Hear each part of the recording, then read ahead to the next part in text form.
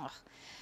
Emergency crews also had to be called out to a Delaware County campsite this morning as high winds and extreme downpours damaged some of the campsites there.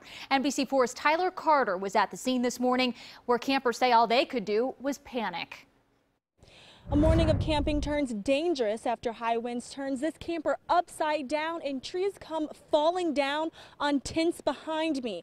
The scary part of this entire incident is that there are people inside. A scary Saturday morning at Delaware County campgrounds as tumultuous winds and heavy downpour came rolling in across central Ohio. Storm warning with 50+ mile-per-hour winds and 1 to 2 inch diameter hail. Julie Mason was sound asleep in her tent with 2 other girls when the strong winds knocked over their tent. Our tent just kind of caved in. We all tried to hold it up, but it just flipped right over. We heard some screaming. We weren't sure who it was, and we finally ripped a hole in the tent, got out, and we saw the tree down, and it was just panic.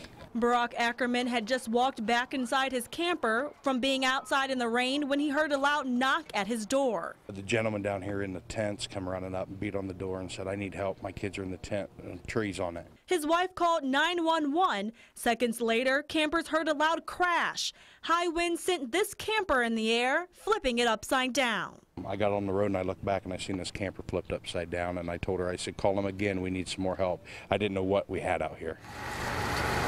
Ackerman says propane tanks started leaking from the camper. Nearby neighbors jumped in to shut them off. ODNR officers immediately came to the campgrounds, conducting wellness checks and taking damage reports. I talked to the family of the boys inside the tents. They said they are okay, but they went to the hospital just to get checked out, as well as the people inside the camper. Reporting in Delaware County, I'm Tyler Carter for NBC4. Ugh, terrifying. Can you imagine, Tyler? Thank you.